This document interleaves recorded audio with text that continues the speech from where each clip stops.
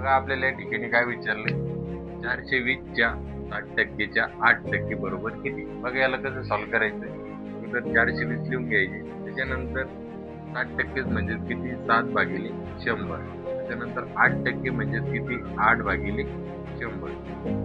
तर या ठिकाणी एकच शून्य, मग यातील फक्त एकच शून्य कट होईल. ठीक आहे, मग किती उरले, 42 गुणिले 7 गुणिले 8.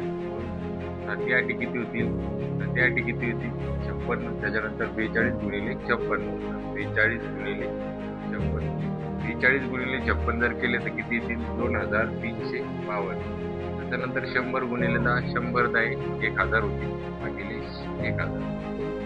त्याच्यानंतर बघा या ठिकाणी 1000 म्हणजे खाली किती शून्य, 3 शून्य.